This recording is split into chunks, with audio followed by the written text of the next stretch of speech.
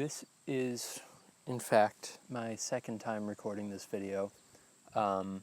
First time I did it, I recorded it at work on a whim because I had the idea for the video, and then I had a bunch of information incorrect, so I would have just been making a factually wrong video.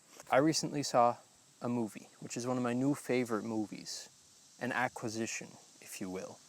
And that movie is Frank Carracci's The Swimmer from 1968, I believe. I watched this movie, and as soon as I finished watching it, I was like, this is a hitter for me, and I want to talk about it in some capacity. And the more I dwelled on the movie, the more it reminded me of Ingmar Bergman's Wild Strawberries, which is another favorite movie of mine. And so I thought I would compare and contrast those. So here I am in the great outdoors, sort of, comparing and contrasting those two films. Before I get into either film, I'm going to start with the Old Testament. One of my favorite words in all of history, recorded history, is the Hebrew word hevel. And in the book of Ecclesiastes, that word is used to mean meaningless. At the beginning of the book, the teacher goes, meaningless, meaningless, everything is meaningless. It's used in that context, but it also just means, like more literally translates to vapor or mist or even breath, as in the days of man are but a vapor that passes. Another fun fact about that word is it's the root word for the name Abel in the story of Cain and Abel, which is fitting considering he was pretty short-lived. That word represents the meaninglessness, the angst. I associate it with the angst, like what a lot of modern philosophy addresses. But so many great films and books and works of art are responses to that hevel, that kind of dread that gnaws away at most humans at some point in their life. And both of these films, The Swimmer and Wild Strawberries, are responses to the hevel. So, just prefacing with that, and I will bring up some more, not like graphic, but just darker, heavier content. So, pirates, ye be warned. I will now begin this masterful video essay by discussing The Swimmer.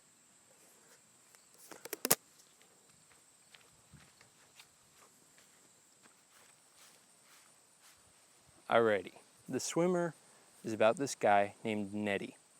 He realizes that he can swim his way to his home by backtracking through the woods, going from house to house and swimming in their swimming pools. So his goal is to swim back to his home through the suburbs. It's a very surreal film, intentionally, and it's a little hard to describe because of that, but that's generally the plot. But it's based on a short story by John Cheever, which is one of my favorite short stories. I would recommend you read it before watching the movie if you haven't seen it. And effectively, the story deals with decay and guilt. It's kind of a guy grappling with the fact that he's aging, first more physically and then mentally, and his delusion. And it's just you witnessing that, and then eventually it hitting you like a ton of bricks, and you kind of see yourself in it in a very haunting way, but it also leaves you with a great deal to think about. So the movie is very much about like the deceptive beauty of the suburban life. I would say that this is very similar to the sort of locations that are used in the movie. Also just a beautiful looking movie. It's very fluid, and it utilizes the film that it's shot on in a way that you can't really see, or people don't try to do as much anymore. So the movie is about the American suburbs, and it's a very like 1950s, like almost blue velvety. It has that feel to it. And because of that, it stars Burt Lancaster, who, if you don't know, is a movie star from Hollywood's golden age and is most famous for doing this, which I will put on screen now.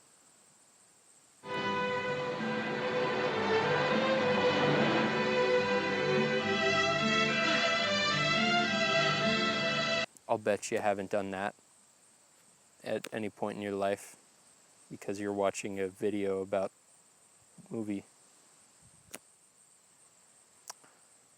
As he pursues his quest, as one does, to swim through these houses in this neighborhood, he just rapidly becomes more and more aware of his own mortality and He's clearly delusional in some sense, and I don't want to spoil things about it because it's very much a mystery that just unfolds throughout the movie.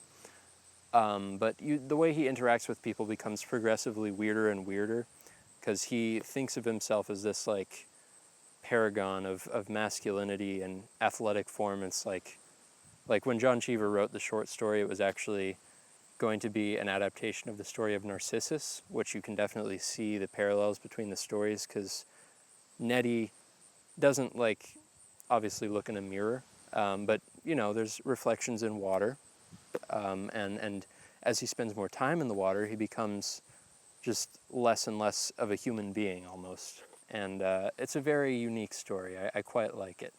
Burt Lancaster is fantastic as Nettie, and one of my favorite scenes in the movie, which kind of serves as a microcosm of the plot and the tone of the movie. He goes to this one house, and he meets a kid who lives in the house. It's a gigantic mansion, and the kid is very lonely because his parents are just not around much, so it seems like he spends most of his time with the housekeepers and stuff. And so Nettie meets this kid, and he talks to him. Kid says, "Man, life sucks." And so Nettie says, "Hey, we can swim in your swimming pool. That would be more fun, I think," because he's on his quest. And so they get to the pool. The pool is totally empty, and the kid's like, "We can't swim across this thing because it's empty." And Nettie says, "Oh ho ho, child. If you put your mind to it, you can do absolutely anything. You just have to believe and imagine that there is water in the pool." And so they go and they swim across the pool like this. That's a very interesting scene tonally because it's a lot lighter than other things in the film. But then as Nettie leaves, he hears the kid jumping on the diving board outside of the pool, and he runs over and he stops the kid because obviously if the kid jumps, he is going to kill himself.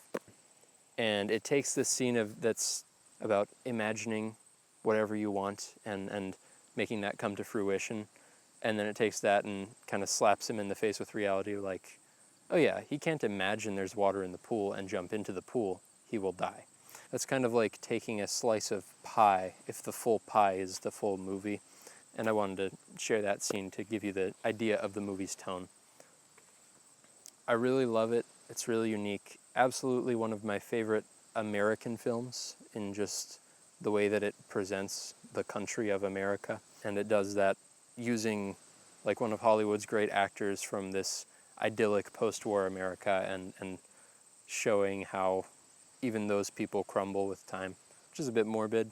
And by the end, he's brought face to face with his past actions, which he kind of ignores throughout the movie. So like you see the way he's treated women and the way he's treated his family, which I won't spoil again, but it's just, he doesn't care about these things in the moment, and then they come back to haunt him.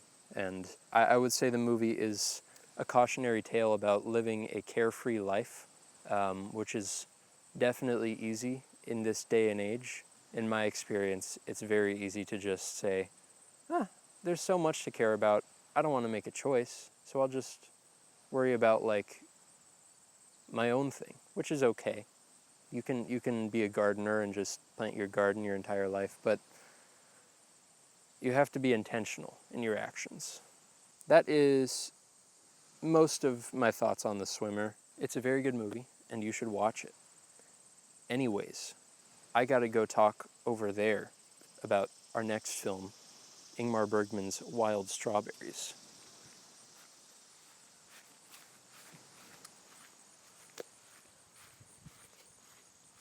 Okay. Wild Strawberries is an interesting movie to talk about because it's very magical in a way. It's resonates with me emotionally in a way that very few films do.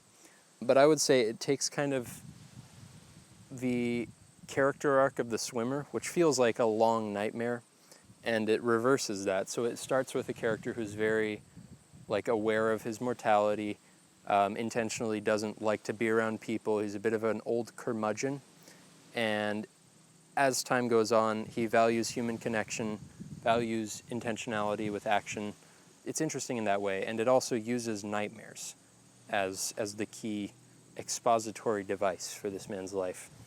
So the film is about this doctor who is going to go receive an honorary degree, and he has a nightmare about himself dying, effectively.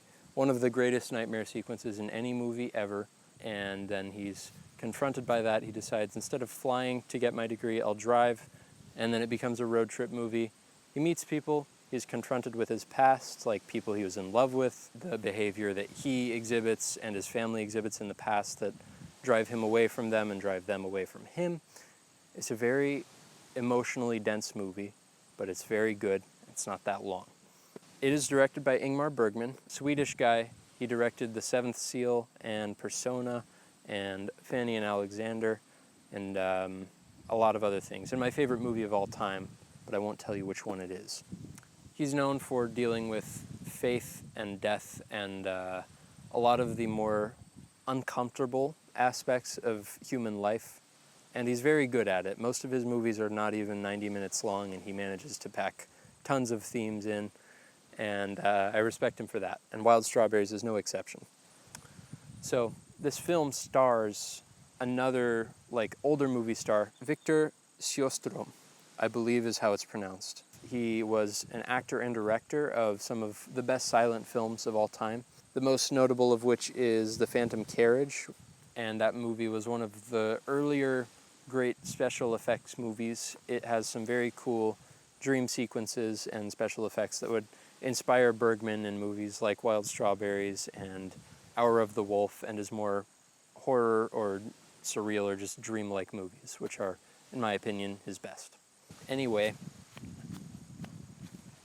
let's go.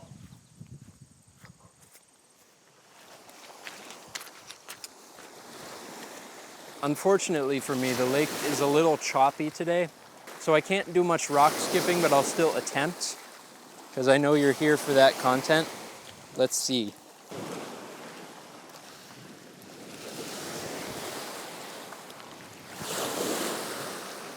Three.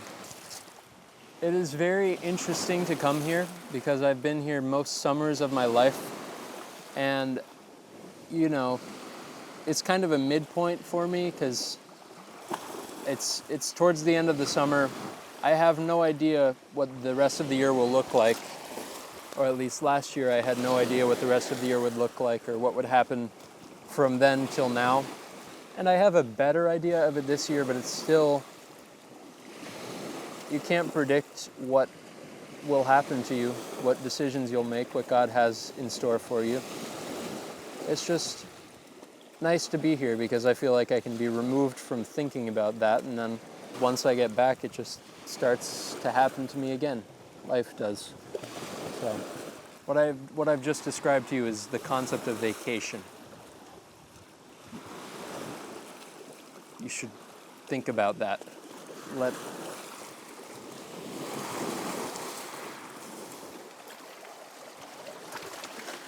So what I enjoy about Wild Strawberries is that it kind of serves as a foil to the American It's a Wonderful Life kind of movie, because it follows a similar character arc or just plot, but it's a little more honest and just bleak in presenting that, so it comes across as more of a search than a moral lesson. And with Bergman in general, he likes to just show several different worldviews in his movies. So there's going to be a priest character and the pessimistic atheist character. And I appreciate that about him because you don't find that in more conventional American storytelling, at least from that era. So this movie kind of deals with the worst things about being alive. Like on one level you have his fiance in the past, who I believe was his cousin. I can't do anything about that, but you see him lose her love, and you watch that through a flashback. But then you also see marriages get destroyed, and bad things. If you've seen the movie, then the scene where they're talking outside the car in the rain, very, very sad, really devastating stuff. And as he is brought back to his past by talking to people, like younger people he meets on the road, or just things that come to him in dreams and nightmares. He realizes that he's been a very rude old man, and that as he's dying, he needs to value the human connections he has, because that is ultimately all he has, and it's a really compelling lesson. I'm gonna move. That water was too frightening, and now I am very far away from it. What I mean to say is just as he's confronted with horrible things from his childhood and his own mistakes, he realizes the value of intentionality, like the swimmer, except he gets to have a positive change in realizing that, and it's much more gradual, and it hits you in a very different way. The swimmer is, like I said, a cautionary tale, so you're just, by the time you figure out what's going on in the swimmer, you're just like, uh-oh, this isn't good.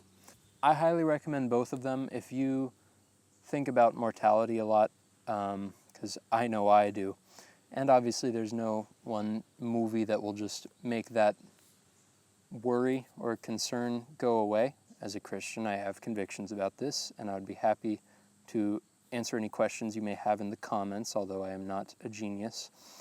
And Wild Strawberries in specific, for me, brought me a lot of peace during a time I was worrying a lot more about that stuff. And The Swimmer will probably do the opposite. It will maybe give you an existential crisis over it. So what you could do is watch The Swimmer and then watch Wild Strawberries as a double feature. Both of them are just differing perspectives on the same issues of decay and loneliness and in a way masculinity. The Swimmer is much more focused on masculinity. But they both come to different, it's like the same conclusion. Like if this conclusion is this rock, The Swimmer is showing you the rock from that side. Wild Strawberries is showing it from this side. I haven't seen Wild Strawberries in a while, so if there's anything I missed with that, my apologies. But as I said, I recommend both of them, and I don't often ask this of you, but if you would be so kind, I would really appreciate it if you were to subscribe to my YouTube channel. This isn't a super conventional video for me, what I'm talking about is, but this is a little change of pace. And I love this place, this location, and I am very grateful to be here. And I hope that you are grateful to have watched my video, because I'm grateful that you have watched it as well and spent some time with me. Thank you. I hope that this gave you some good food for thought, and I want you to have a good rest of your day. Now. Oh, you've gotta go.